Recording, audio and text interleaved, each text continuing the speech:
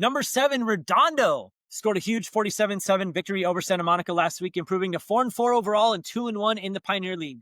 Peninsula comes in for a visit following the Panthers' 34-21 loss to North Torrance. Redondo's first-team offense saw the bench with 4 minutes to play in the first half, with the Seahawks already up 41-0.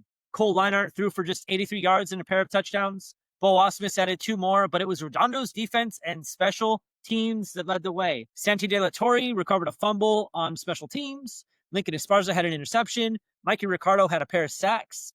One of them was a strip sack that Brock Herrera picked up for the touchdown, and Adrian Trembley blocked a punt and returned it for a touchdown. This game was out of hand quick. I think Santa Monica went 3-and-out on their first drive. Redondo scored. They recovered the fumble on the ensuing kick, went down and scored. Esparza had the interception, brought it back to the 3, and they scored. So that's 3 touchdowns in a matter, like, Santa Monica ran 4 plays, and Redondo had a 21-0 lead.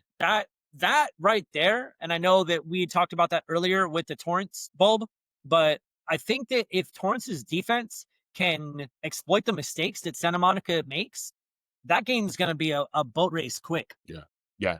You look at Redondo, they got a good shot here to sort of set themselves up for a good playoff run. I mean, they bounced back with the North win. Last week, they followed that with Santa Monica. Then they got Peninsula and South coming up. You go into the playoffs on a 4-game winning streak. You might fall in what division, 5 or 6, somewhere that they probably got a chance to make a good run in. So we'll see how they close out the regular season here. But one thing that could hurt them is if they're all blowouts and you're pulling your starters so early, then they're not getting a lot of reps over these final weeks. But we'll see how this final season, the final game weeks of the season play out for Redondo.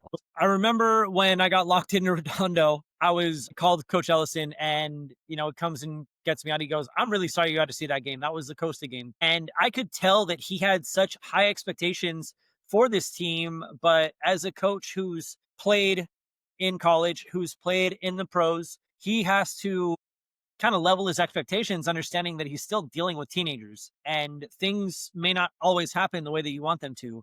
Fast forward a couple weeks, I think it was the Torrance game, and he kind of he called out the team in our interview, and I played that on our show, and he just said, we're not doing anything right. We're not playing good football, and they were hurt as well. And then fast forward to the Banning game. Was it the Banning game? It was Banning and Torrance. So Banning, he moves up to the booth, and he's like, I'm able to see the field better. I'm able to dissect the offense, the defense, see what other teams are running, and have a better game plan. The Torrance game, he was still annoyed, but then as things went on, they start to get healthy. They start to click on all cylinders. It's not just how can Cole Leinart do, it's how is this offense going to do, because now you're healthy. You've got Adrian Ortiz, Ausmus, Esparza. You've got guys that are healthy that can handle the ball, Tyler Harper, and you can go out and make plays, and then your defense shows up in a way that you haven't seen since last season. So I think, like I wrote about, I think Redondo's clicking on all cylinders, and it's the right time of the year for them. Peninsula's Kamran Dowlatshai ran for 71 yards and a pair of touchdowns, and the Panther defense recovered 3 fumbles. Like I said, this game could get ugly fast, similar to the Santa Monica game. Coach Wagner says it's just about coming in and trying to control the clock with our offense. We have to keep Redondo off the field as much as we can and play hard defense. They've got a lot of talent. They're big up front, so we have to play the game. We have to play that game with them and work hard in the trenches. It's going to come down to our lines doing their best on both sides of the ball, and that could keep the game in control.